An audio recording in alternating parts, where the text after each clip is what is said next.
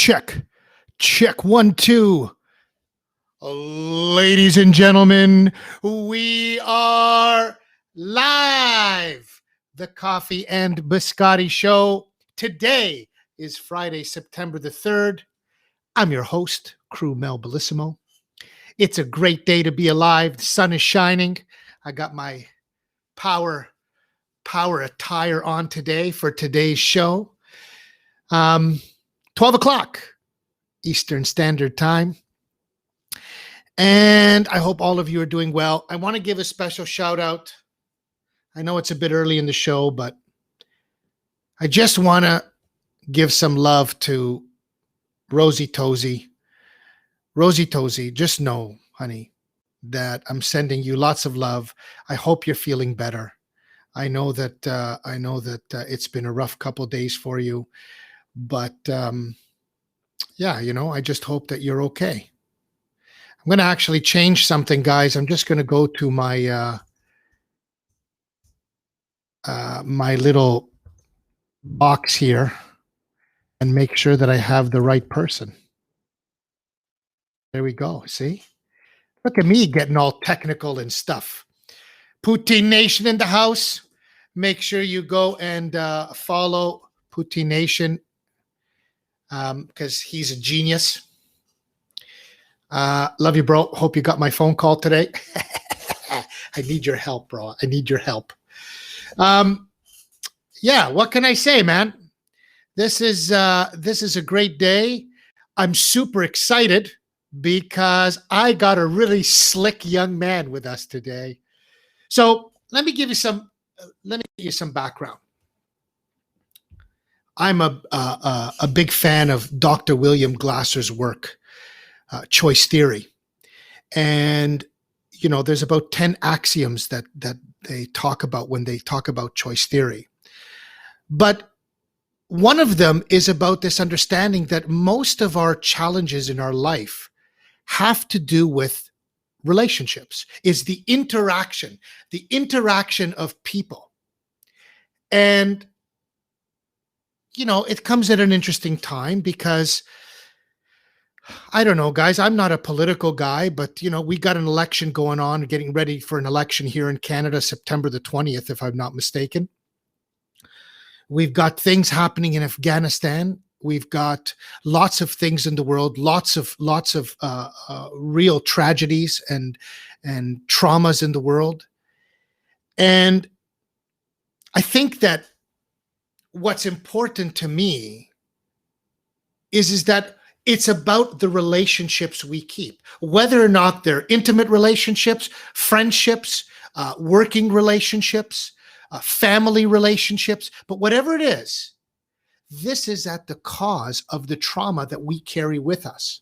So I'll give an example, and I'm sure our guest today is going to talk about that, or I hope he'll touch on that today. Let's say, for example, you're dating somebody and, you've been going out for a little while and the person cheats on you. Part of the most difficult thing about it is that once you get over the sadness of the occurrence, the concern is how you deal with relationships moving forward. You're in a relationship again. There's a scenario that resembles a little bit about what happened. What happened in the past. And so you go into the subconscious, you bring the file to the front of the mind, and all of a sudden it's impacting how you treat and how you relate, how we relate to these particular scenarios, because relationships, guys, are everything. In choice theory, we talk about that all we do is behave from the moment that we're born to the moment that we die. So that's why today's guest is super important. I'm super excited to have him. I reached out to him because he's part of our group, our mastermind group, headed by none other than the one and the only Tuan Nguyen, who's a legend in his own right. But this young man is one slick guy. Okay, I know the women are going to come on here and they're going, man, this guy is good looking. Yeah, man. He's a good looking kid. That's the truth. But I love what he's doing. I love what he's doing for the world. And I'll tell you this, this is a young kid that wanted to be a dating coach, for many years. And he finally decided to step into his own power and do it. So for the last few years, he's been coaching people. He's been coaching men on how to develop more confidence so that they can go out and find whether you call it your divine union, whether you call it your twin flame, whether you call it your soulmate, whatever it is. But this young man, I love because he's bringing happiness into the world. And for God's sakes, we need more happiness in the world. And so when I get a guy like this on, I'm excited. I'm excited because I need to make sure that this platform, we do our justice in the Coffee and Biscotti show to bring on people that are bringing happiness into the world. That's the truth. And this young man is doing exactly that. Talking to people on a daily basis about confidence, about, bringing out the best version of yourself so that you can go out and feel confident about meeting the right person for you. Maybe somebody, maybe it's a new tribe. Maybe it's a new relationship that supports the best version of yourself.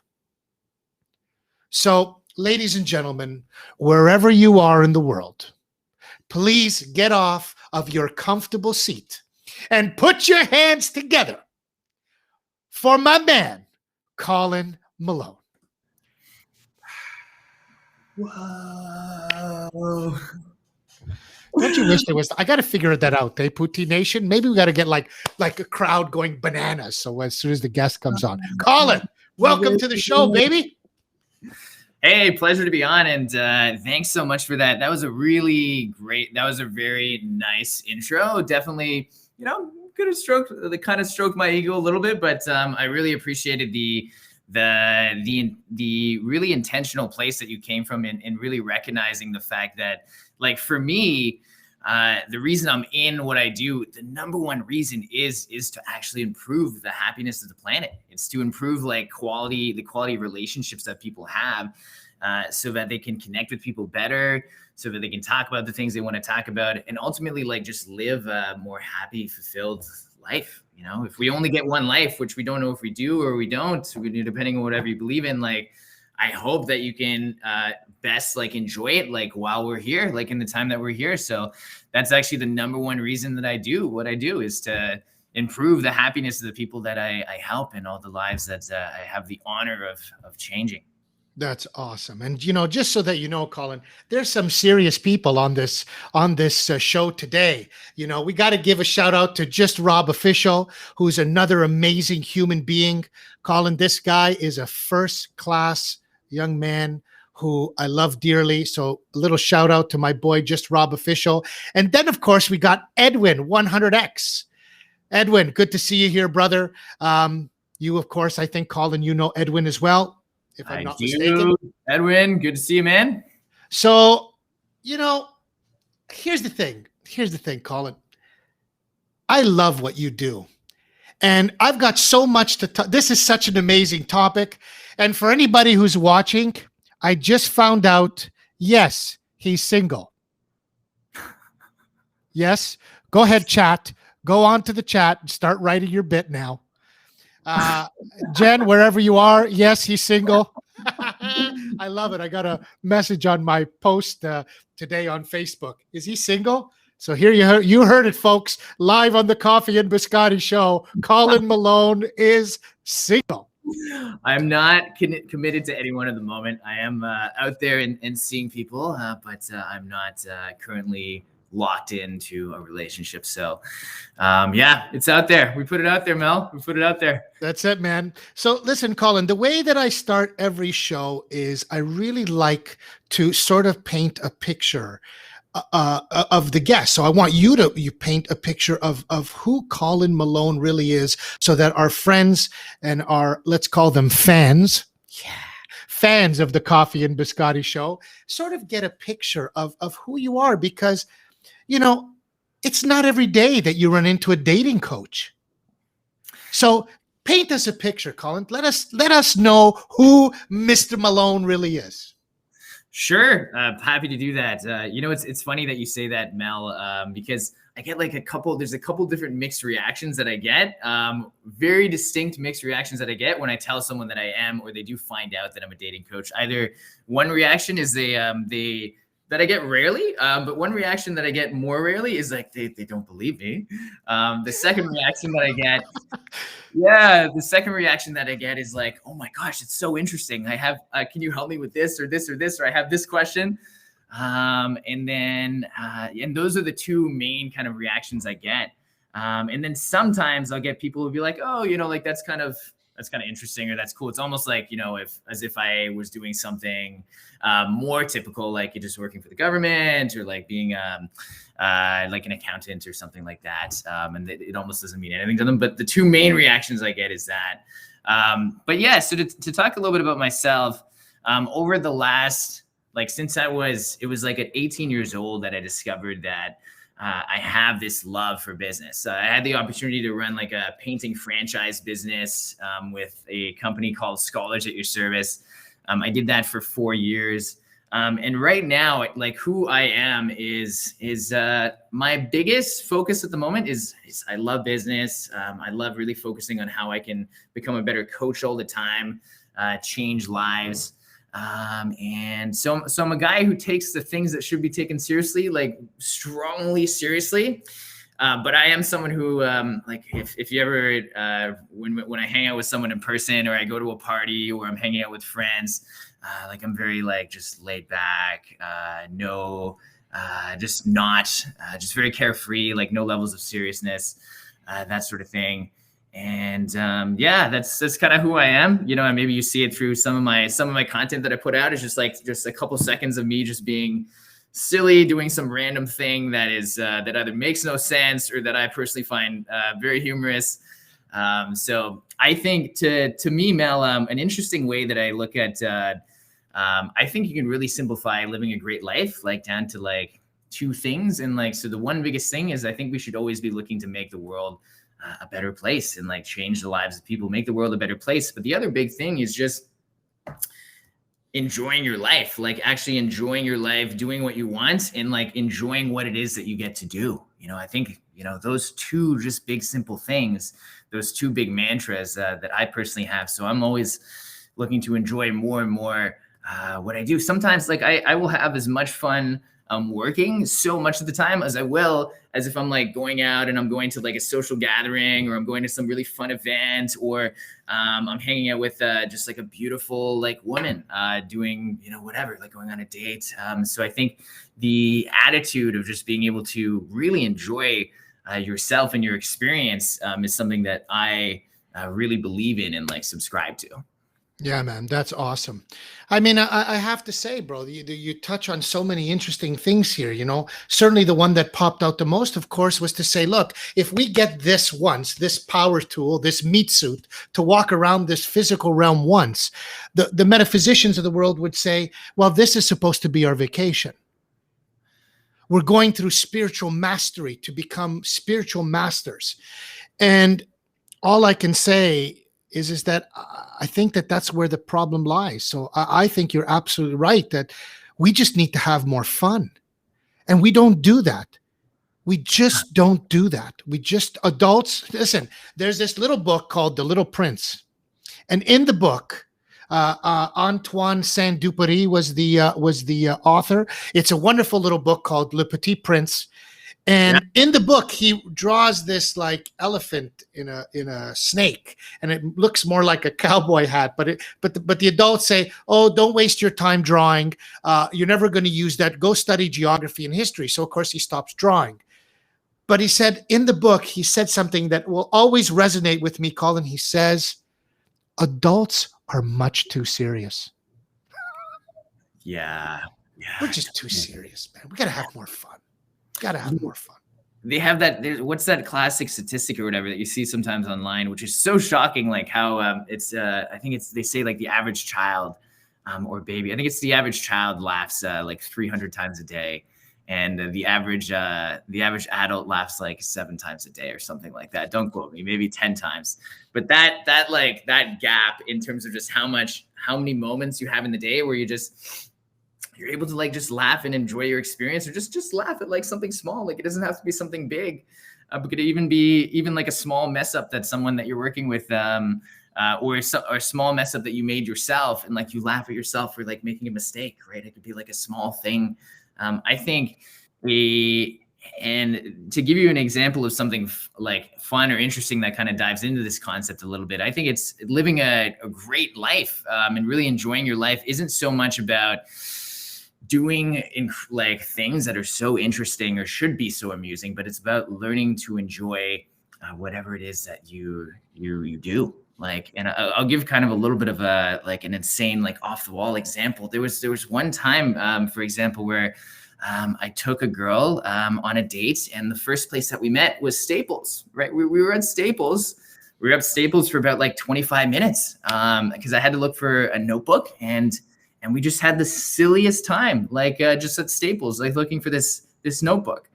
And it just goes to show, like, you don't need to be at Canada's Wonderland to be having fun or enjoying yourself. It's about learning to enjoy anything, like learning to enjoy anything you do on a daily basis is like a huge thing that I think a lot of people are just missing out on, like right now. 100%, man. And, you know, again, I'm a big metaphysical buff, Colin. And of course, we said that if you really want to learn how to stop evil and to really beat evil, the first thing you should do is smile. That's all you really need to do, is start by smiling. So, you know, you're in a store, you're in the Staples, and the person, you know, who's cashing you out, give them a smile. Ask them how they're doing. I've had some of the greatest conversations about, you know, with people at these places. You know, I meet people all the time. In fact, most people can understand. If we go to Costco, Colin, a normal half an hour sort of trip to Costco turns into an hour and a half because I got to stop and say hello to everybody, you know? So that's the truth. But I believe because of exactly what you're saying, that it's about putting out that vibe. And we're going to talk a little bit more about the vibe and understanding the dating thing. I just saw, Colin, that Jenny is online. So Jenny, he's single, just letting you know. But Colin, let me ask you this. How did you end up here, bro? Like, how did you end up? I mean, I know that you always wanted to do it, but how did that develop? Where did this passion come from? Yeah, so funny enough, this was actually, it was my dream to run a dating coaching business all the way back to not super far back, but about like 8 years back, something like that, 7-8 years back. To high school when I was in grade 11, grade 12, I had these dreams of like, it was my dream to run like a dating coaching business. Like I used to watch various different dating coaches on YouTube because I myself, like I was so shy, I couldn't even say hi to like a woman that I found attractive. So I was actively working on this area myself. Just very, very aggressively, like very obsessively, just like a professional athlete would work on their golf game or like their basketball game. That's how aggressively, almost as aggressively as I was working on like my dating and like my confidence. Like I went out 4 to 6, 7 days a week just to like talk and socialize with new people. And it became, so I used to watch people online, like get up on stage in front of hundreds of people, like these dating coaches, and just have so much fun and like have almost an unprepared talk, like pretty much an unprepared talk, and be able to go up and talk for a couple hours. And these were people who used to have so much trouble. In some cases had social anxiety, used to be very shy, very inspiring stories. And I just used to watch different coaches as well, like just make YouTube videos that provided me with so much value. And it was just a dream of mine that I had in the back of my head. Like, it would be so cool if I could do this myself. That would be such a dream life thing to do. But at the time, I didn't believe that. I thought this was maybe something for people who are special. I thought they were, you know, bred from, what do you call it? Cut from a different cloth, right? I thought they were like the one in 5 million or whatever that could like do this. I didn't believe in myself enough to be able to, that I believe in myself enough that I could do it myself. And then what happened was in having the like an amazing opportunity to run like a franchised painting business for 4 years, where I sucked at it at first. It was really, really bad.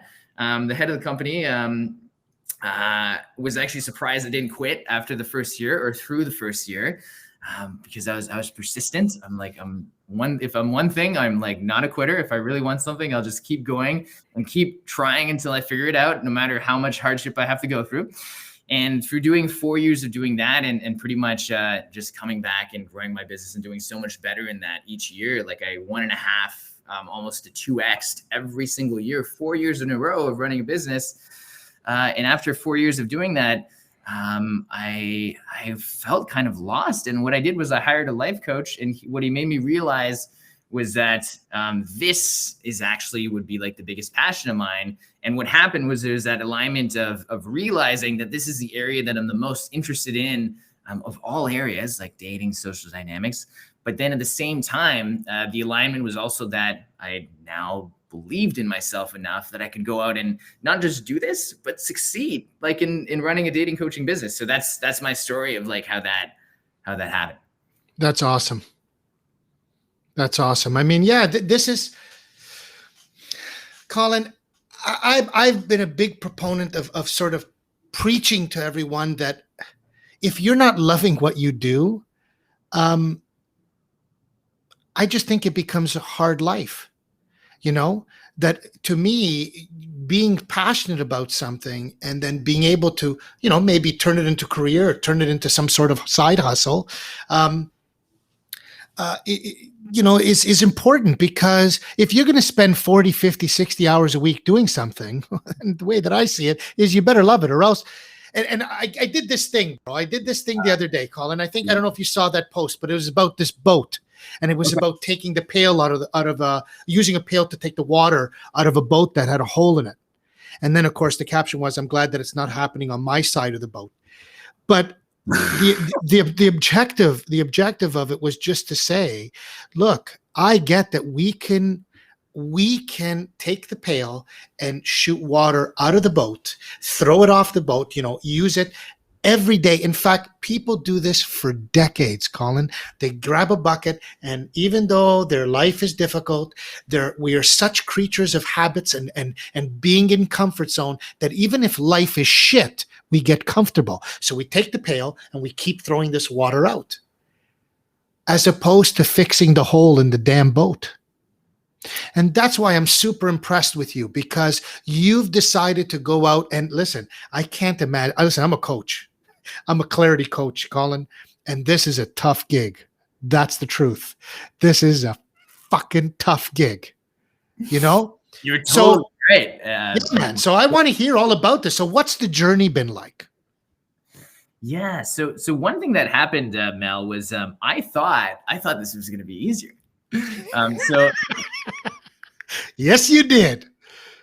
I was coming from a lot of confidence in like I had that business that I ran for 4 years, and in the fourth year of doing it, like we had 18 employees between like part-time and full-time, a lot of part-time employees doing certain activities, and we did like 300,000 in sales. And this was me. We did 300K in sales that year. This was me being like someone who was 21, turning 22 years old towards the end of the year. And I was like, this success that we created in this business, I could have done, like, I wasn't even working that hard. Right. It's like, so if I go out and like, I do this dating coaching thing, which is a super unsaturated market, unlike painting, I feel like, I got this, it'll take like a little bit of time to figure out, and then I'll have it down pat. But it's only been Mel, after about 2.5 years that I'm finally now to the point where I'm getting consistent clients and generating like decent amounts of like consistent revenue over the period of like rolling months. Like the last like 5 months have been like very consistent, good, decent revenue.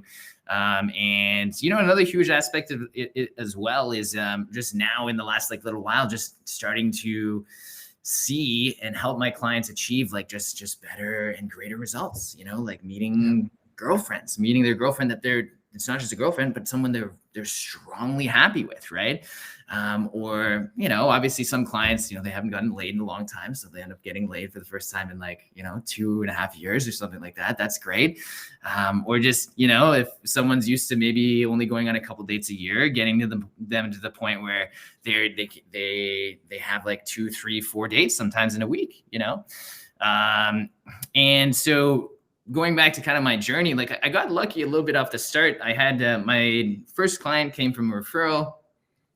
My friend referred me this client in Montreal, and I sold my first client, my first try, first sales call ever, sold it. I didn't know exactly all the specifics of how I was going to help him, but I knew that I was going to figure it out because I went out and got a lot of experience and studied this area so much. So that's kind of been my journey. I'm very, very, very excited for the next little while. And next year is going to be a huge year. I know.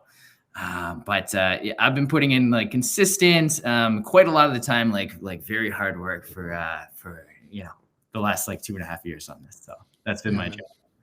Over 2.5 years, just slightly now. Yeah, that's great. And I guess that what I'm interested, because I think that all of us are interested. So if someone's coming to you, Colin, I kind of want to know, and I want to bring this up. I know we're just scratching the surface of the show so far, but I want to talk about Neil Strauss's The Game. I mean, let's be honest. This was the Bible of the pickup artist dating scene. If you wanted to pick up girls, you read Neil Strauss's The Game. But I read it. So, can we talk a little bit of, I'm really excited about this because I think that so many people are not very good at it. Because it takes a lot of confidence to be able to talk to somebody, especially if you like them. So take us through it, Colin. Take us how this works. What does a dating coach do? Ooh, so in a little bit of a broad sense of how I can put it, the two kind of major things that I do, two of the biggest things that I do is I help people creating the inner confidence and communication, and then also the outer confidence and communication that is a much more just confident, attractive version of themselves, right? So the way that I achieve that is through a couple different ways, right? I'll assign my clients certain homework that'll push them out of their comfort zone, a lot. I will personally help my clients push themselves out of their comfort zone way more and way more consistently than they ever have before, quite a lot of the time. And I'll do certain things I think just backtracking a little bit, I'll assign them exercises, I'll assign them action plans. One of the funnest things that I get to do is I'll actually go out with my clients. I'll go out with my clients and I will talk to women with them. So I'll be the professional wingman. If there's 2 girls or 3 girls, I will go up and talk to those girls while they're talking to another girl and kind of watch a little bit at the same time whilst also maintaining the conversation that I'm having here. Sometimes watch them go have a conversation on their own. And these are some of the funnest things that I get to do. And for a lot of guys, just pushing themselves to just go approach a random woman that they don't know, that is super, super scary. This is crapping your pants, scary, right? Yeah, man. No doubt. No doubt. Yeah. I know all about being a wingman, brother. Yeah, I'm sure you do. I could see that, Mel. Just give me your personality. I know all about it, man. I mean, when we were young kids, there was my boy, it was me and Ralph and the rest of the crew from high school. If they wanted to talk to a girl, they say, "Hey, bro, can you do me a favor? Can you go say something to those girls?" I said, "But you want to talk to them. Why are you going to send me?" But it was about having the confidence to go and do something, some sort of a, and whether it was an icebreaker or whether or not it was just a sort of off the cuff kind of comment. But, I mean, it takes a lot of guts, man. There's no doubt about it. And I think, and I don't know where this is true, but certainly the more emotional attachment you have, the difficult it is. But, where does the sort of hot scale comes in, the hotter the woman, the more difficult it is. You know what I'm saying? Totally. Yeah. There's a bunch of different scenarios that just make it more hard in your mind, or like more fearful to go like approach someone. Right. So say, for example, if a girl is just on her own versus a girl is in a group of like 3 girls, like to a lot of guys, it's way more intimidating to go talk to a girl in a group, girls in a group of 2 or 3 or 4 or 5, and versus, but yeah, that's totally it. Like so much of the time, or for pretty much every guy on the planet, like the more attractive a woman is, like the more anxiety, the more discomfort it is to be able to just go up and approach and start a conversation, for sure. And I think one of the biggest things that you have to realize is so much of this stuff it's just all up in your head, right? Because if you logically think about it, is there any real reason that you should fear just going up and like starting a conversation and saying hi and having like a little bit of chit chat? Like what is the worst thing that could happen, right? Like maybe she could slap you in the face or scream at you. But the thing is, even these fears that we have, it's like they don't happen, Mel. Like, and part of my understanding of like how to coach people on like attraction and dating comes from just a ridiculous amount of experience and experimenting that I've done myself, right? Like I have gone out and like done the ridiculous thing of like I've gone out and approached like probably over 3,500 women like in the last like 8 years. For experimenting, for understanding it better, just for fun, right? And that's how I've met most of the women that I've dated or been in great relationships with. And out of all those different experiences that I've had, it's like I've never been slapped in the face. Or I've never been slapped in the face. I've never had someone, like it's very difficult for me to remember even a couple cases of like a woman like significantly screaming at me or something like that. Like it's so it just does rare. Like it just doesn't happen. Right.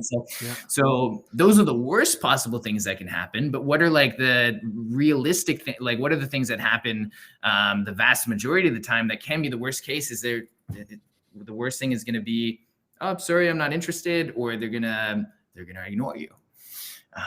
Or they're going to ignore you, walk away. So that's the worst thing that can happen, right? That's it, right? Is that bad? No? No, but I'm sure the ego takes a bit of a beating. Sure. And by recognizing the fact that it's just your ego, it's just how this perception of yourself and how you allow it to affect how you see yourself, right? That's the stuff that stops you from going and approaching. It's just like the fear of you. It's like, if you get rejected, what is it going to look like to the people around, to your friend, or to yourself, right? And if you can learn to let go of that, then you're fine. You'll be completely okay. Like the fear will be so much more minimized. Of course. And I just want to say, just Rob Official, you're out of the dating game, brother, but you didn't need the skill because you're just a handsome guy. So it really didn't matter. You probably just went out and girls came to you anyway. So it doesn't count, Rob. You're just too handsome for that. You don't need that skill. That's for sure. Colin, I have so much to ask. Like, I mean, it's like, the first thing that I think that a lot of people would want to know is that, what do you say? There's a group, there's 3 girls. Mm-hmm. What do you say to the group of girls? Like, what do you do when you walk out? Do you give them a compliment? Do you say, ladies, good evening, how are you? Like how do you get to that point? Right, for sure. Yeah, this is one of the most common questions ever that I'll get, for sure. And the reality is like that a lot of people don't realize is a lot of guys think that you need some sort of like really good line or something very specific to say that's just very intelligent, like very witty, or that just is very smooth, right? But the reality is that you actually don't need like any specific like line or perfect thing to say in order to have success or do well. And I have a video up on YouTube where I literally prove this. Like I literally say, it's titled like how to just having a completely normal conversation, no pickup lines, approaching women in Ottawa. And I go up to girls and I just go up and I just literally come up and I say, excuse me, hi, I just wanted to say hi. And that's it. I just wanted to say hi. And then I just start chit chatting, right? I'll either, you can ask them a question, you can comment on something about their outfit, how they look, like anything. You can tell them a little story about something interesting that happened that day or that happened yesterday or something that you're excited about in your life, like whatever. You don't need any specific line, right? But I will give my clients and people like little lines so that they can kind of hold on to or have something that they can have if they feel if it helps them just overcome that fear of just going in, right? So something that you can standard easily say is just you go in and you give the girl a compliment, and then you just start the conversation from there. So going in, say there's a couple different girls, right? There's two girls. They're both pretty. You think one is just prettier in your perception of what you think pretty is. You can just go up and say, excuse me, hi, I just wanted to come say hi to you guys and your friend because I thought your friend looked cute, right? Or I really like the way that your friend put together her outfit. What's up? I'm Colin. Nice to meet you. Like that's it, right? And that's just like one thing that you can use or hang on to like help you start that conversation. The other thing that comes to mind, Colin, is that, I got one of my boys who's a DJ in Toronto, and and he's a super talented performer, great DJ, sort of producing and producing his own music, and he's one of these good looking dudes, with the square jaw, fit, wind tunnel tested hairdo, nice looking sharp glasses, but we talk a lot about the dating world, and and I know that Jenny, she put it out, what about this new age dating post-pandemic? But I want to even go before that, because that's a question, Jenny. I appreciate you answering that question, and we want to get there.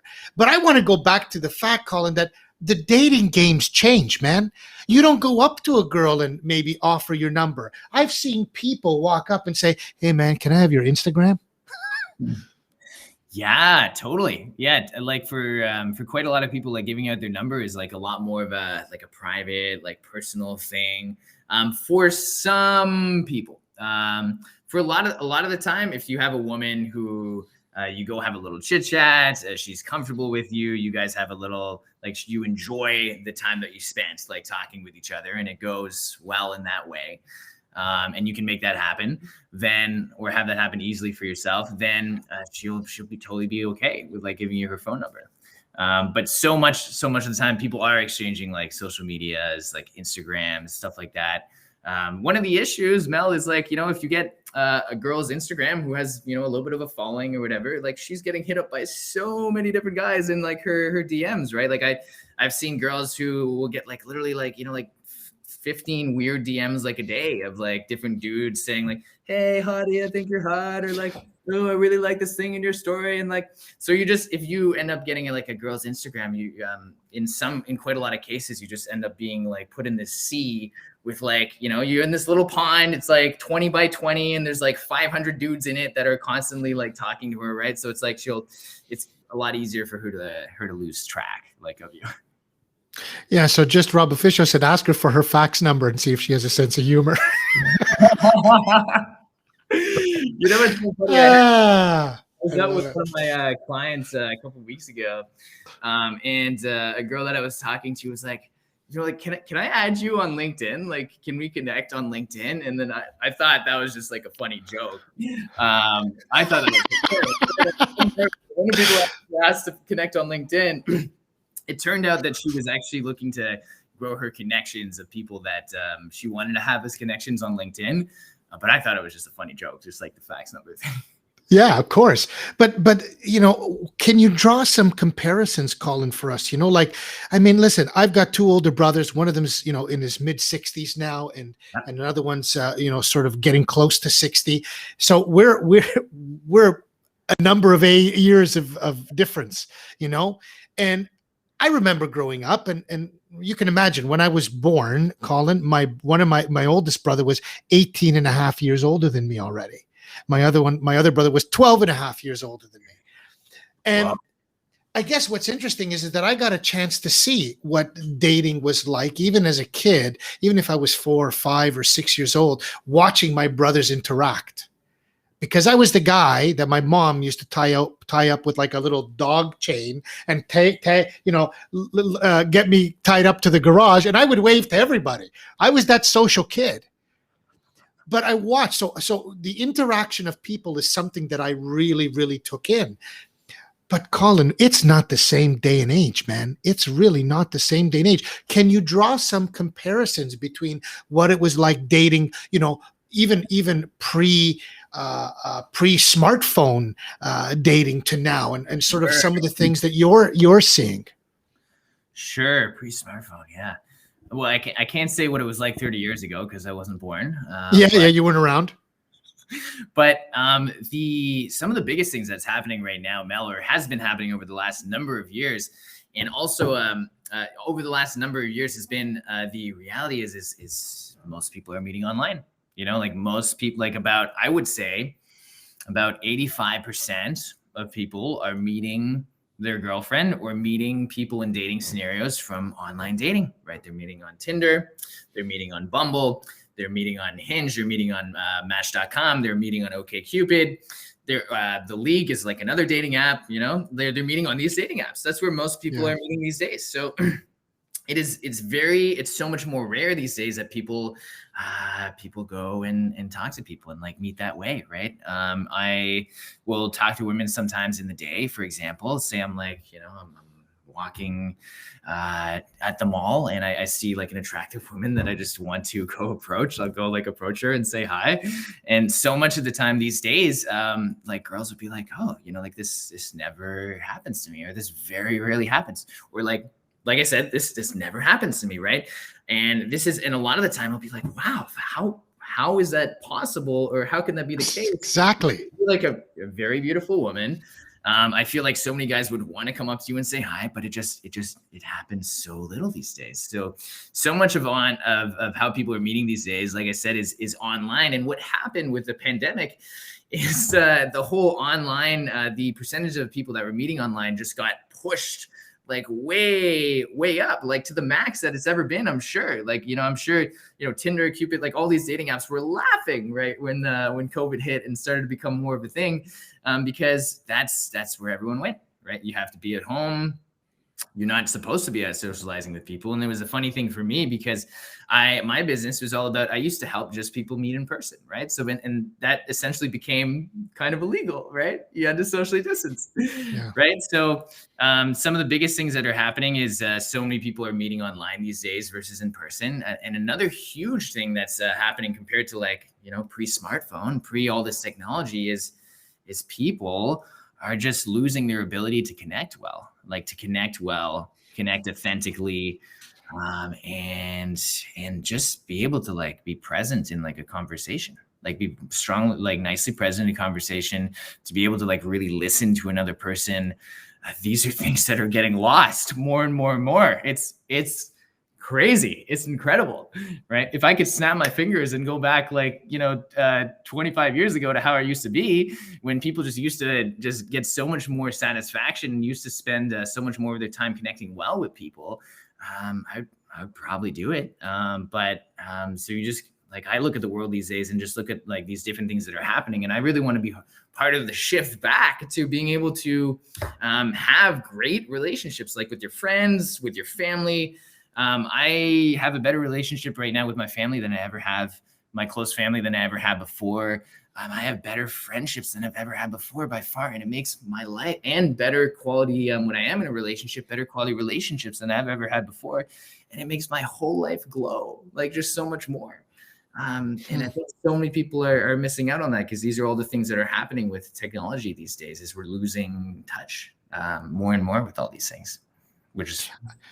Yeah, I mean, listen, I feel you on that, because I'm not a huge fan of what dating looks like today. And I mean, I know that just Rob Official said he's happy he's out of the dating scene. I mean, truth is, Colin, is that I don't even know where to begin. I guess that for me, I'm gonna sort of do the old-fashioned approach to meeting people. I love connecting. I love networking. I still think that it's still possible to meet somebody. Maybe you have to have a little bit more confidence these days to be able to walk up to somebody in a mall or walk up to somebody in a store and maybe throw them a compliment or say, hey, you know what? I really love your shoes. You know, whatever you're going to say, you know. I'm just picturing Mel saying that exactly the same way you said. Yeah, I really love your shoes. They're fabulous. You know, oh, it's so nice of you to say. Oh, what's your name? Are you nice? Right. My name's Mel. It's a pleasure to meet you. I guess that Colin, I feel something. I feel some energy around that because I think you're absolutely right. I think that people are having challenges connecting. And that's why I, with the help of Putty Nation, guys like Just Rob Official, who were some of the first, well, Josh, of course, but Just Rob Official, who's one of the first people that I had the pleasure of meeting being on this platform. This is one of the most interesting platforms, Colin, that I've ever been on, where there's a community of people who really help each other. This is absolutely wonderful because on some of the other platforms, I mean, my God, you're right. I mean, you get a hot looking woman who's posts some, semi-provocative types of pictures and her phone is blowing up. Totally, 100%. Her phone is blowing up. And it's like, how do you compete when she's getting 500 messages? Like, bro, it's crazy. I mean, it's not that it doesn't happen here. It doesn't happen. None of that it happens on Twitch. There's Twitch channels that I've gone on to where there's a really hot looking woman who's, in some sort of like, a Daisy Duke kind of shorts and a little crop top. And there's thousands of followers on her channel. She's not really talking about much, but, it doesn't matter because she's really nice to look at. And there's thousands of people who want to sort of, who just sort of lurk. Thank you, Rosie Tozy. I hope you're feeling better, honey. We love you. But Colin, my question to you is that when you're working with these people, do you also help them work on their online dating game? Yeah. So that's sorry. Tiny frog in my throat. Yeah, that's one of the other major things I do help with. I help people with both, like the online dating and the in-person dating. So how to meet people in person, or actually how to do the online dating thing, right? So I help with a variety of things with online dating. So like how to set up your profile in a way that best highlights like who you are and just shows you as your most attractive self, but then also presents yourself in a way that's authentic. That's authentic. For example, if you have a dog, right? But you have a dog, it's kind of in the family or something like that, but it's not really a big part of your life. You don't care too much for the dog.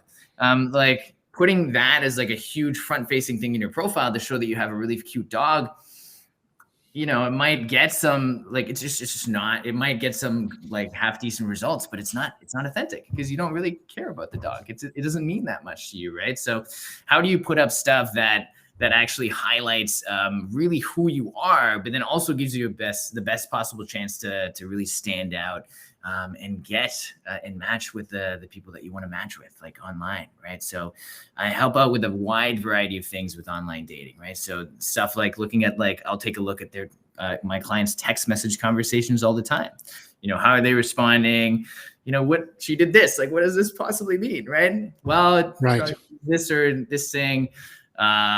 This is kind of the mindset that you should take, like, towards that, or action steps, like, kind of moving forward. But I'm not about telling my clients what to do and then just having them like be robots and following what I'm doing at all. I'm all about like telling my clients how to really be effective fishers for themselves, or just be able to not need me at all, right?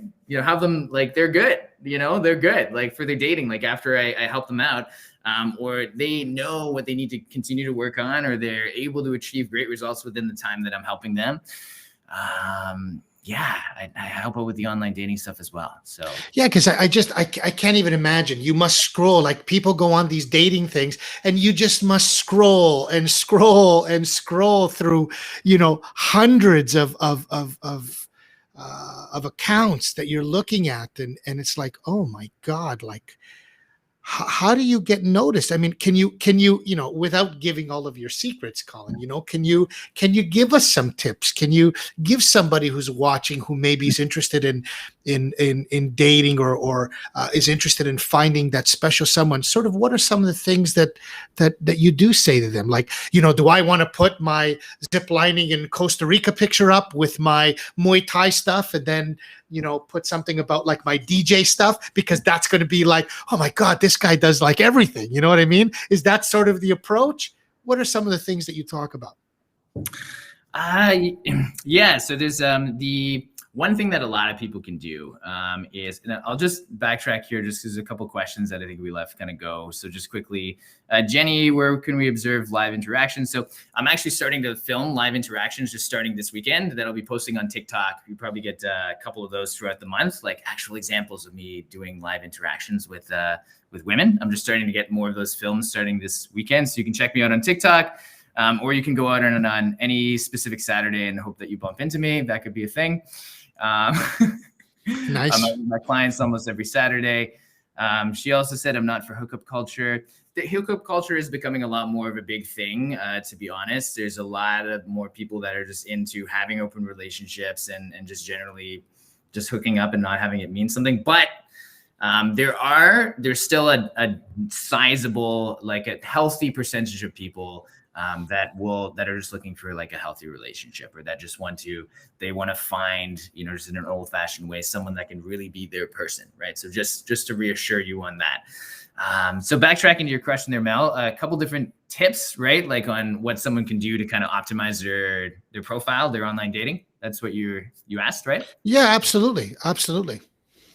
So one of the biggest mistakes that people make is they underestimate the importance of your pictures. So your photos is the number one biggest determining factor as to the types of matches you're going to get and the amount of people that you're going to match with, right? And for guys versus girls, it's a little bit of a different game, because and it's crazy what the statistics are. The average girl gets about 20 times. It's about 20 times more matches. I think 15 to 20 times more matches than the average guy. So there's a huge disparity. So the guy's biggest problem is they don't get so much of the time is they don't get enough matches, or they don't match with the women that they want, or enough of the women that they want. If you just match with one woman, this is the kind of type of woman that you want. Like every 2-3 weeks, you might send her a message, but then she might not be on for a couple of weeks. And then you need to play a little bit of a numbers game. So one of the biggest mistakes that people make is they underestimate the importance of your pictures.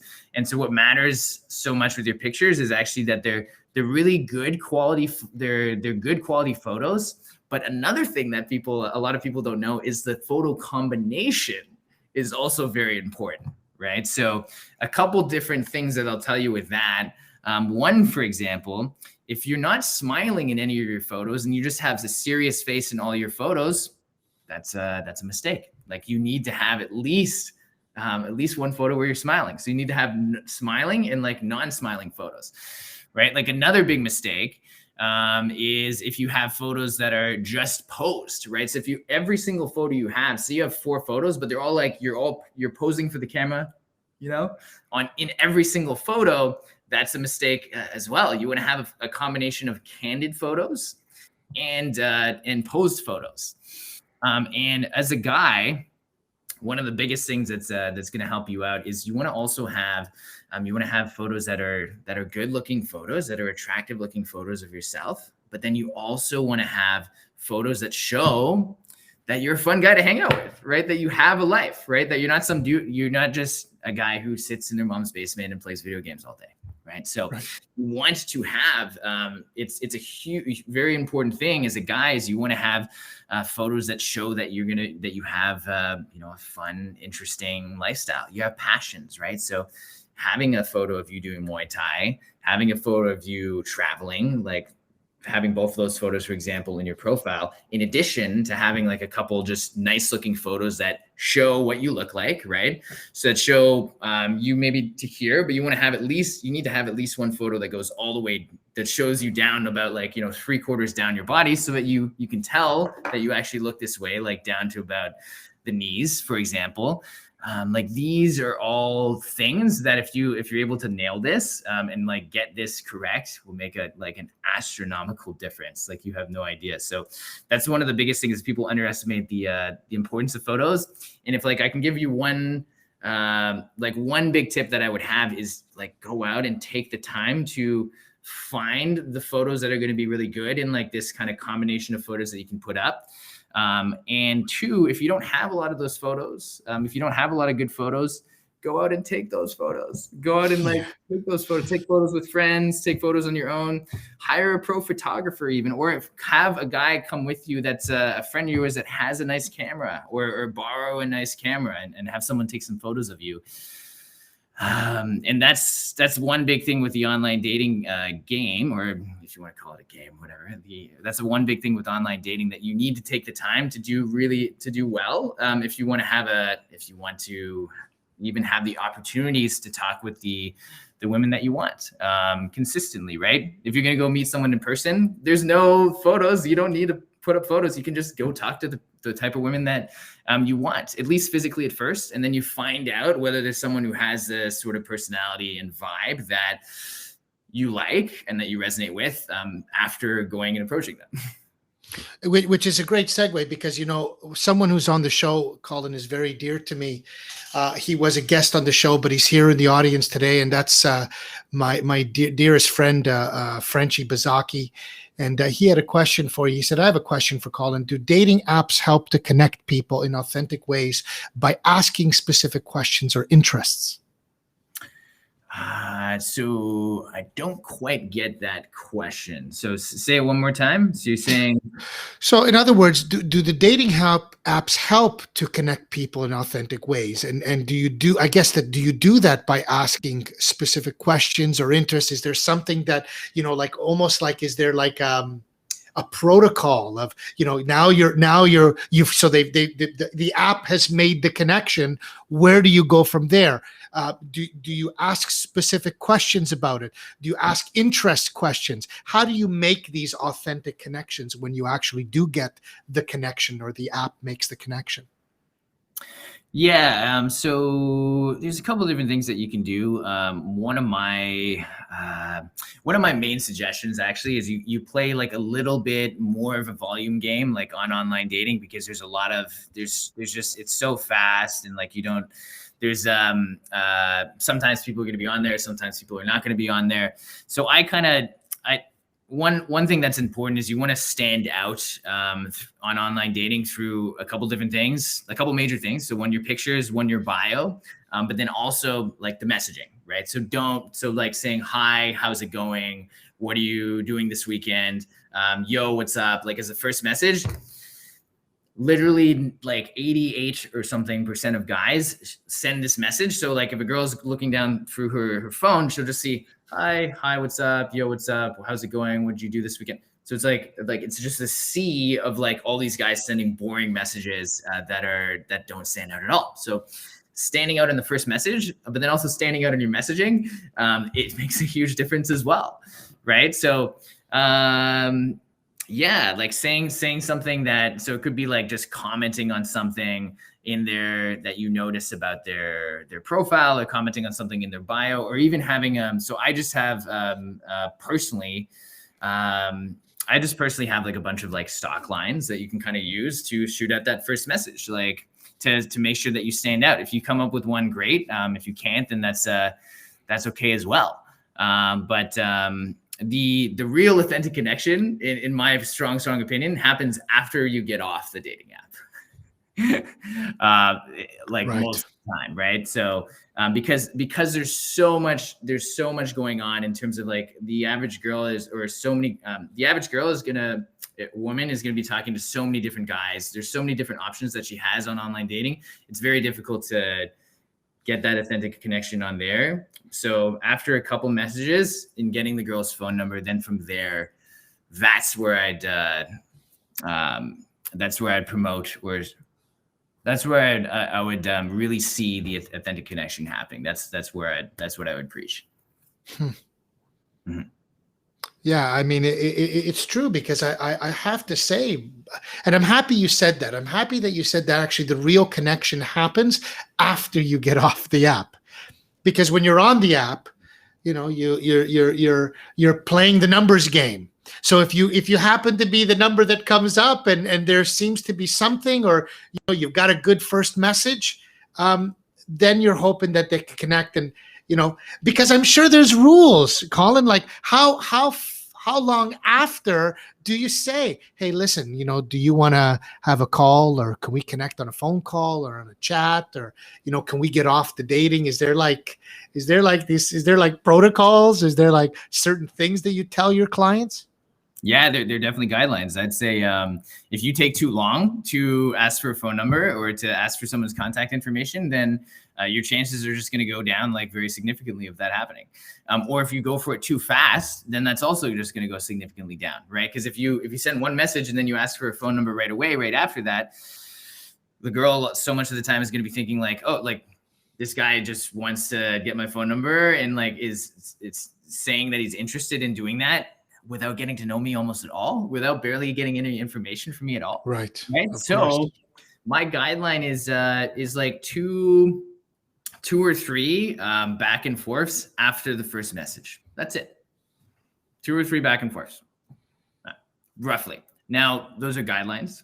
You know, sometimes having a little bit of a longer conversation, that doesn't mean that's not okay or you can't have that. Or sometimes it can be faster, sure. But that's roughly what I would say. A little bit of back and forth, because that gives you enough of a chance to get to know someone a little bit, show that you are seeking to understand how the other person is before making that decision and asking for their contact information. So that's kind of the right balance. And then like significantly longer than that, most of the time is to the girl is going to kind of feel like, sometimes she's just afraid to like pull the trigger. And a lot of the other times, the girl is she's going to end up going with another guy first, or she might be not on the dating app for another 2 weeks, right? And just because you had those couple messages and you waited a couple more, you might never see her again, right? She might meet some other guy out in person, right? So a little bit of conversation, a couple back and forths. That's it. That's all you need. That's so that's kind of a guideline that I give. So the actual on the dating app kind of guidelines that I preach to my clients, the on the dating app stuff, it's pretty much kind of a game in how you can kind of structure it, and how you get the photo combination and how you craft like your bio and everything like that. There's still like, you want to keep authenticity in mind, but it's pretty much a game. Like if you really want to just make it easy for yourself and do well like these days on the online dating app. But when you get off the online dating app, then it's not a game. You can consider it a game, but it's like now it's about, authentically connecting. Right. And talking on the phone, sending voice messages back and forth, really getting to know each other. So that's what I suggest. That's kind of what I do. Yeah. Now, Colin, is there a dating app that you would say is better than the other? Is there one that's that you recommend to some of your clients? So it depends. There's a couple. It depends kind of on your age, also like kind of what you're looking for. A bunch of the major ones that I would just suggest for the most part for most people would be if you're a little bit in the younger kind of category, like, Tinder and Bumble, Hinge are great. If you're a little bit older, say, late 20s, mid 30s, early 40s, Hinge is a good dating app. They're all like between like Tinder, Bumble, Hinge, and like the League. Like those are the 4 ones that I would mainly suggest that I'm able to help my clients produce results, like really good results, like on those 4 dating apps, like regardless of like who they are and like their age, right? So they could be anywhere from like 24 years old all the way up to even like 50 years old, and do well like between these 4 apps. So is eHarmony sort of passé now? I think it's a little bit less of a thing, to be honest, Mel. Like I just haven't tested it out a lot, so I wouldn't be able to give a super qualified opinion on that. But I think apps like that are becoming more and more or less of a thing, because the world is just moving towards just like the faster results, faster reactions, faster The swiping, response. swiping left and swiping right. Swiping up and down, swiping up on TikTok, Wow, man, this is crazy. And of course, now I want to go because we spent some time on the whole app thing, but Colin, what about in-person stuff? Like, Neil Strauss on The Game talks about peacocking and what that means. Wear the most flamboyant shirt so that you can go into a place and you're going to stand out. And by you standing out, you're going to get the woman's, you're going to get more attention, both positive and negative for that matter. But it's attention nonetheless. What are some of your, your thoughts about, you're doing the meetup or you're going to a bar or a club for that matter? Is this still happening? Is this logic in terms of peacocking still a thing with in the world of pickup artists? Yeah, you basically you want to look like a dragon with like a massive golden unicorn coming out of your head. No, I'm just kidding. Right on. There you have it, folks. You heard it live on the Coffee and Biscotti show. Wear a unicorn horn. You're gonna get some loving from some special person. Jeez. So peacocking, definitely a lot less of a thing these days, like way almost inexistent. Really, Yeah. One of the biggest things in terms of just improving your in-person game, improving your in-person conversations with women, how that goes down is a lot of guys. The vast majority of guys, like these days, like so many guys, they are too attached to things needing to happen with any specific woman, right? Like they're too attached to it needing to happen or them wanting it to happen like each particular time or with a specific woman. And because they just want it to happen so much, they're just coming from a place of like too much strong neediness. That comes through in the emotion of like how they're behaving, how it feels to be around them. The woman feels this. She might not know exactly what it is, but it just seems like there's something that's like a little bit off, a little bit weird, something like that. Like, and that's like one big thing. So if you're able to, the reason why that's not good, and the reason why women are going to be turned off by that is because if you're coming from this place of just needing it to happen and really wanting it to work with a specific woman, like with any specific woman, that is not going to allow you to be able to like just let loose, be carefree, and have the emotional space to just have fun and like really enjoy yourself, and just authentically express yourself like in an effortless, easy way. Right. It does not allow for that to be the space. And when you're out and you're meeting women or you're going on a date with a woman, one of the biggest purposes of that, or one of the biggest enjoyments of that, is it's supposed to be fun, right? It's supposed to be fun. It's supposed to be fun. It's supposed to be enjoyable, right? So if like, because most guys, they just, I really want this to work. I really need this to happen, right? That's not going to allow them to be carefree, let go, and have the amount of fun that to a woman, because she doesn't feel like she's not going to feel like she's having fun and enjoying herself as much because that's happening, right? Because most guys are too attached to that, needing it to work. It's not going to work as well, like so much of the time. That's like one big thing. And just to be clear, Colin, when you're saying needing to work, you mean like actually needing the relationship or needing to hook up, or both? Yeah, so it's a number of things. So like needing the sorts of outcomes that are desirable, right? So it's a number of things. So like needing her to react in ways that are the ways that you would want, to laugh at you, to enjoy the time that to respond in positive ways, right? Receptive ways, to like listen to you and have her be listening to you like attentively, right? And then of course, like, and then to like, make out with you when you go in for a kiss or something, to hook up with you, or to have it turn into a relationship, like the relationship that you want. So needing like just all like the outcomes, like all of these different outcomes to, like, really wanting, like needing it to happen too much. Right. Right. Mm-hmm. Yeah, I mean, that makes sense. It's all about the vibe that you put out, and it's all about, the idea that so Poutine Nation just sort of sounds like the difference between people who need a job that go for a job interviews, those who already have a job in terms of attachment, non-attachment to the outcome.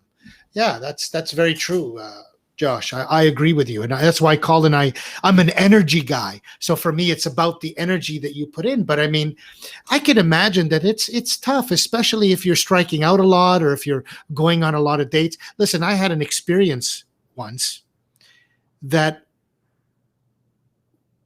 got on a call with someone who, man, the interaction was almost business transactional.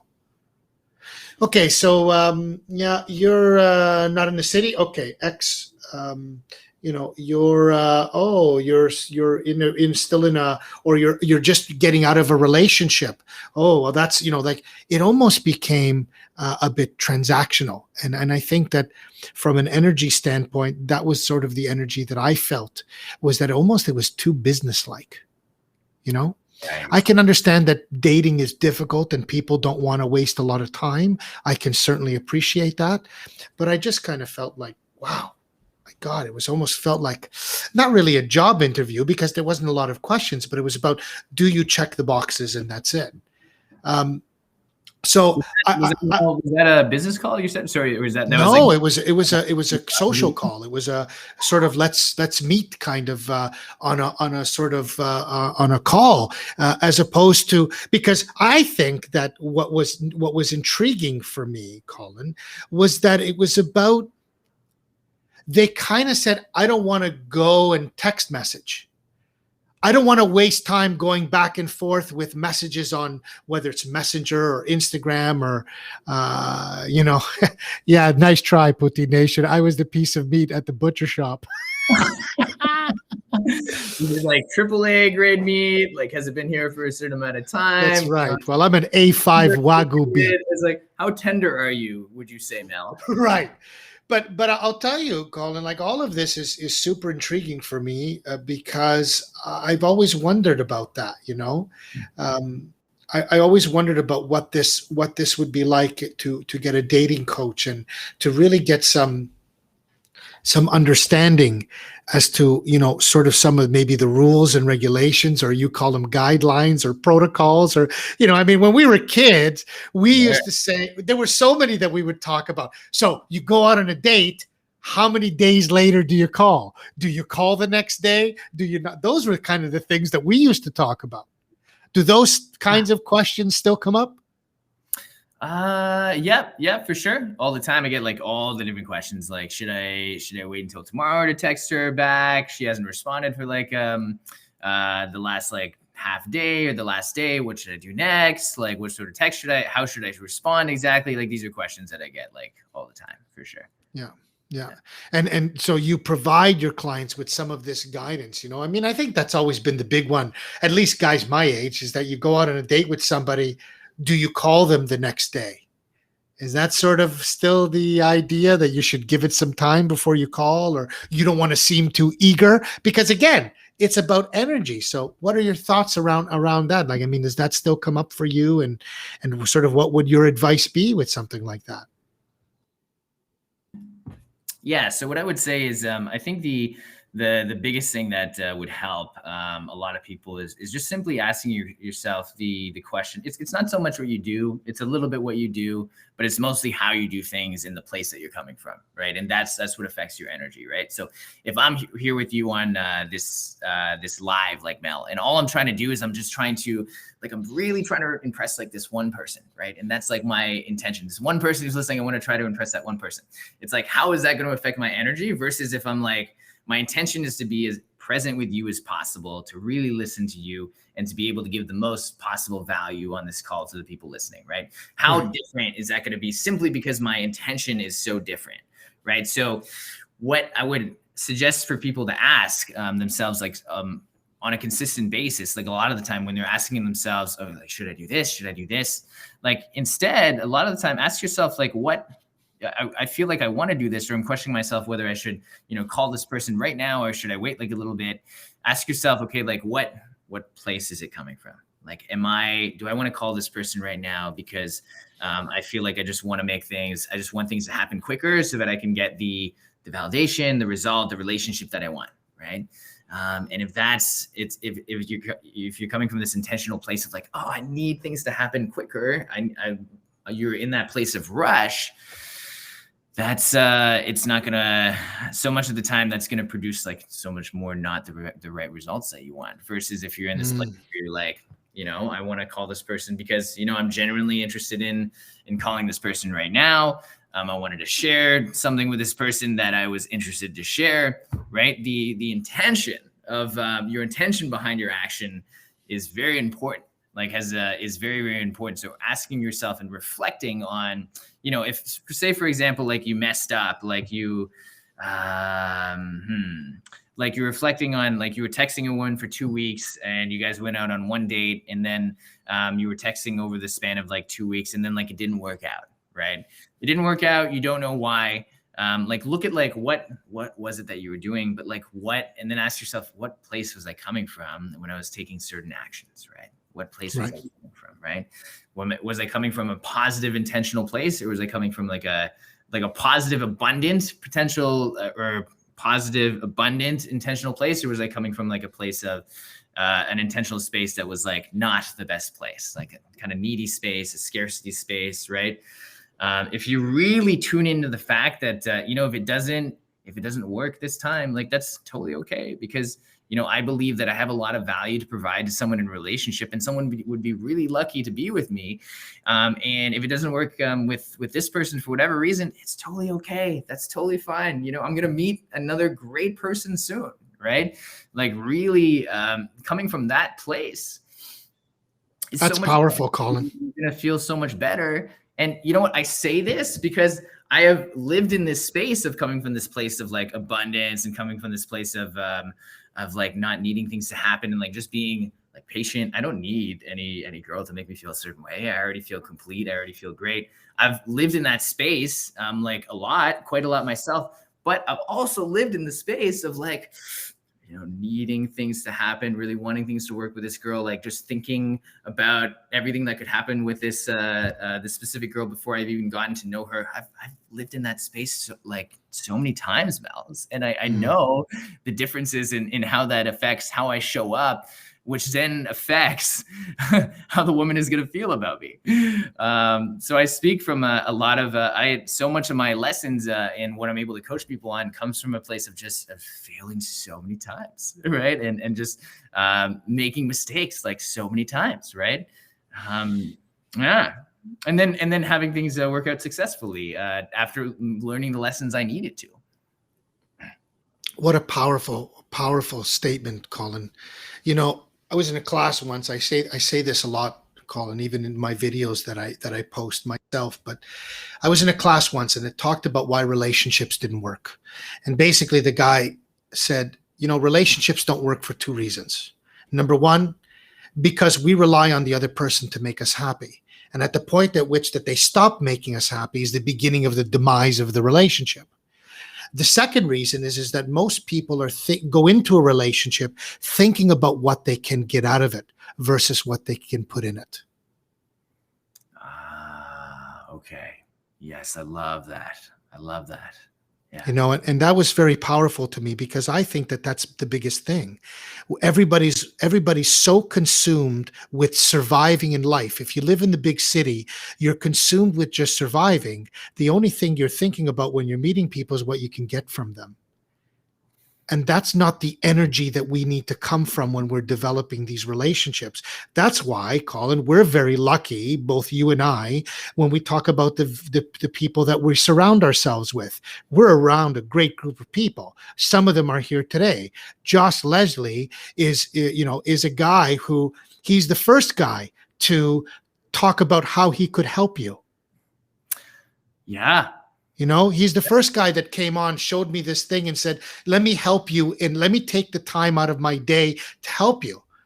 This is a guy that if Josh was ever in trouble, I'd be the first guy in, because he's the kind of guy that was willing to say, let me help you first. I don't need anything in return. Let me help you first. Let me see what I can put into this friendship. Just Rob Official is another one. But in terms of our group, I mean, think about it. Nick Ham, Tuan, Albert Wong, all of these people that are part of our group. Ute, who I love, Ute, which I hope you've had a conversation with Ute. Of course I have. Yeah. Yeah. I mean, she's just an incredible, incredible woman. And she's a sexual empowerment coach from Germany. But that's what I feel. And I really resonated with what this guy had to say. How does that resonate with you when I say those two things, Colin, about why relationships don't work? Yeah, I think that's massive. I think so much of the time, so much of like what ends up like motivating us to do things in our life ends up being like we're seeking completion, or we're seeking happiness we're seeking good feelings through the external sources, external things like money, relationships, sex. So that's one thing that's huge that I love that you mentioned, because and I think so something that is so key, I think, to dating success, if you can kind of give like a really one specific formula that's very important, is that you don't want to just sit at home and do nothing and just sit on your couch and watch shows, right? Like, in order to meet the person that you really want to meet, you have to get in front of the person that you really want to meet, whether that's online or in person. So one big specific formula that's very important is you want to put yourself out there. You want to be taking consistent action, but at the same time, like learning to give yourself the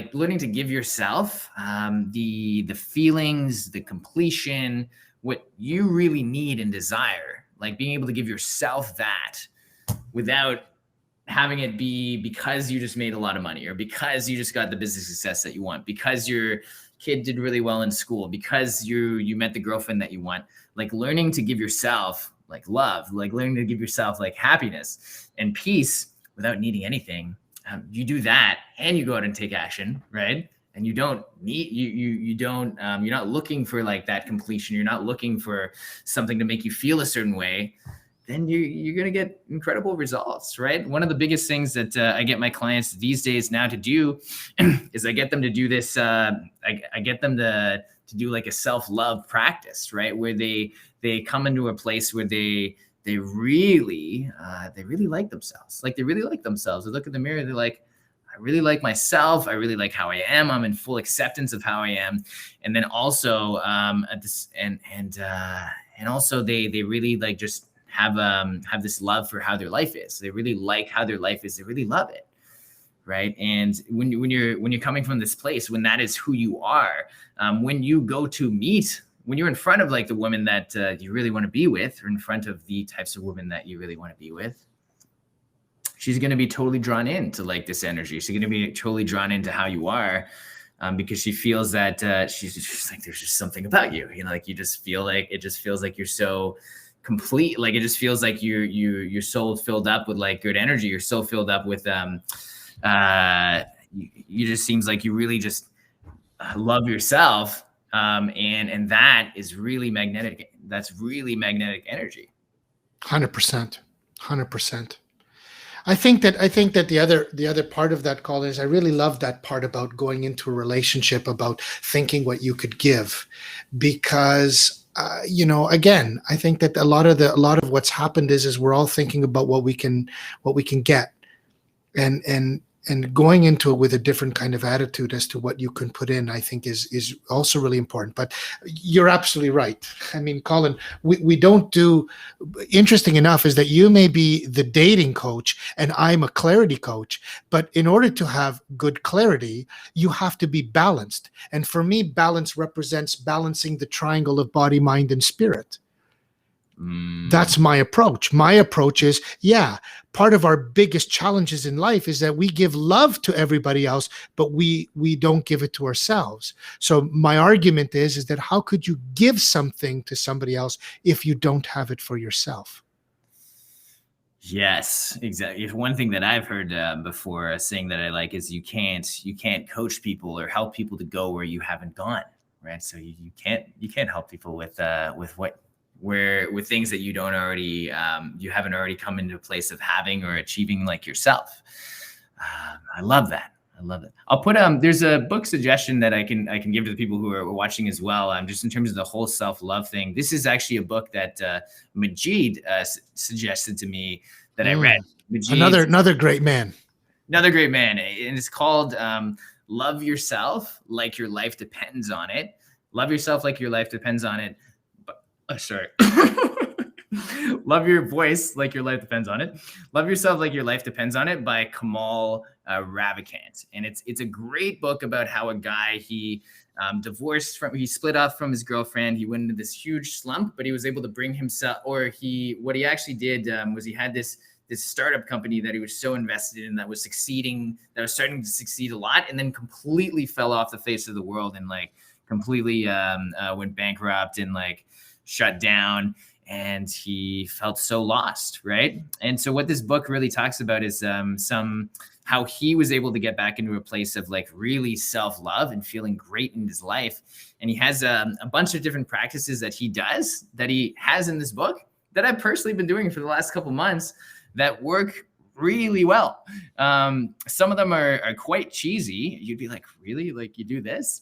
But they work very, very well. Right. It's all about coming to a place of realizing that you love yourself, you love your life. There's and you're the principle, like you're now in the principle of like, I really love myself, like truly and deeply. Now what do I do? What do I do given the fact that I love myself truly and deeply, right? What decision would I make here? What would I do in this situation? How would I react? And now it's coming from this place of like, I deeply and truly love myself. How would I react in the situation? Something didn't go well in my business. That's okay. It's a small little mistake that happens. I still, I love myself and life is still great. Right. Versus like, ooh, this thing didn't happen the way that I wanted.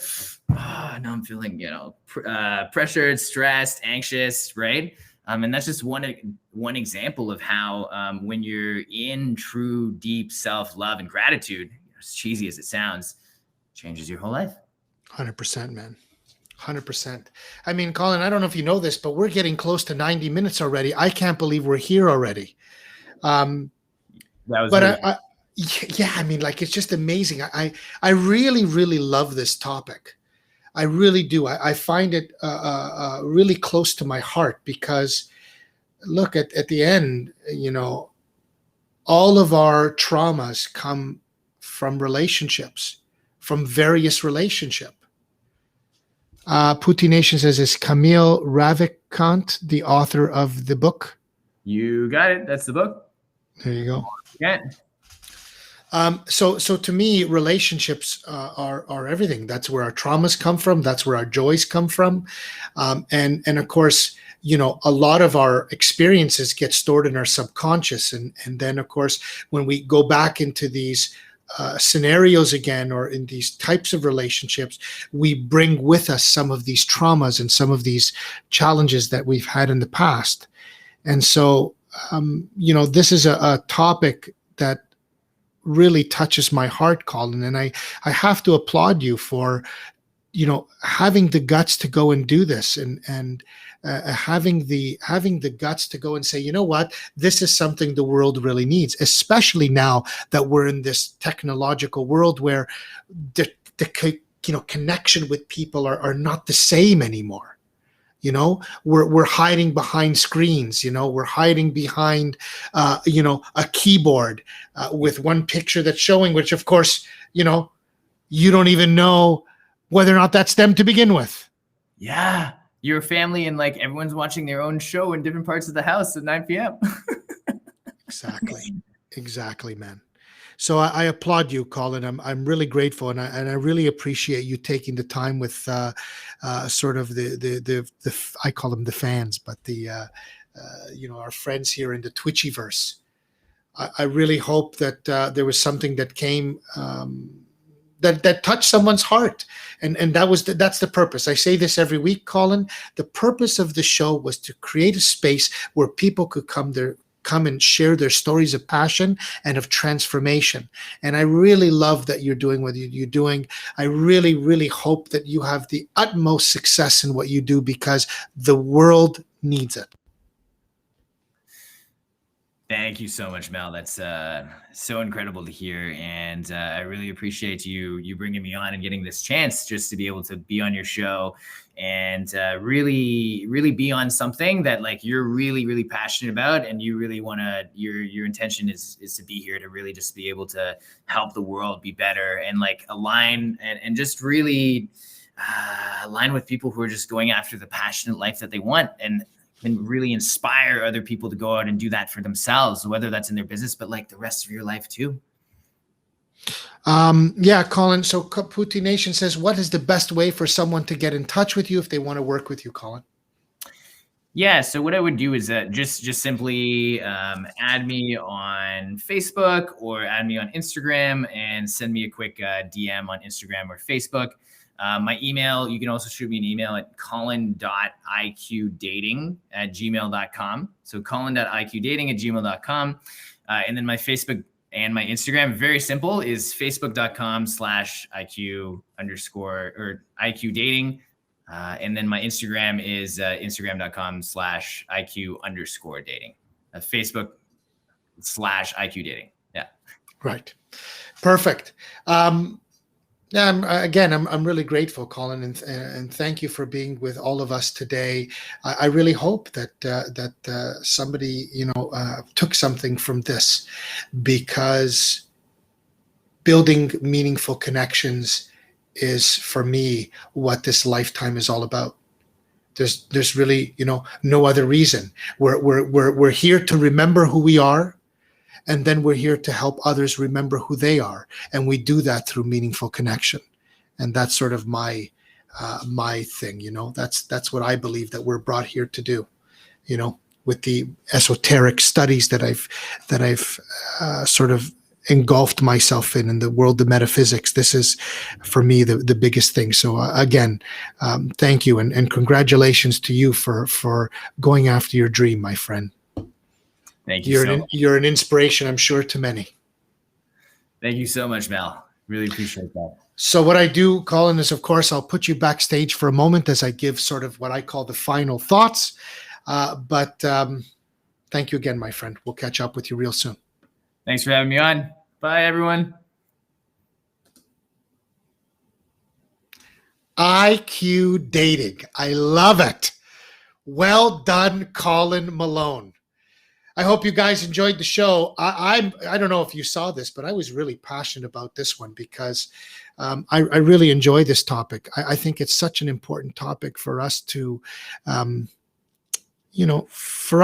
showcase here at the Coffee and Biscotti Show. I do want to share that I'm really excited about next week. One of Canada's top comedian, Frank Spadone, will be here live on the Coffee and Biscotti Show. Holy shit balls. I can't believe he agreed to do it. I'm super excited. I also want to tell you that we've just signed 2 people to come on to the show. Charles Spider Jones will be here with us soon. I think it's next month or in the next couple of weeks. And Dwayne "The Rock" Johnson's uncle, who's a legendary wrestler here in Canada, Ricky Johnson. He will be on the show. And I got a dear friend coming up in a couple of weeks, Joe Capone. Man, I went to high school with this dude, and he's got an incredible story with his new charitable foundation called Hope the Cure. Can't wait to have him. So lots of exciting people coming up on the Coffee and Biscotti Show. Join us next week as we welcome the funny man, Frank Spadone. Shout out to Edwin. Sandra Mio, love you, girl. Rum Cake Queen, I didn't get a chance to send my shout out to you. Lots of love, girl. To my Jamaican friends in the house. If two Tums are there, much love to you in Jamaica and to all of my friends. But really, really, really, really want to send a little love to Rosie Tozy, wherever you are. If you're still watching, I love you, girl, and I hope you feel better. I'm sending you positive love and healing energy so that you get better real soon. So much love to Rosie Tozy 13. Poutine Nation, where are we going today? Well, we're going to visit. There we go. Let's see. I asked and it's already there. That's brilliant. We're going to visit a lovely and talented couple of musicians in Barcelona. Ladies and gentlemen, we are going to Barcelona. Stay tuned after the show. Josh, rate us away, brother. From all of us, that's me and Josh, and from the Coffee and Biscotti show, sending love to you. Have a happy Labor Day long weekend and be safe. And we'll see you again next week. Peace.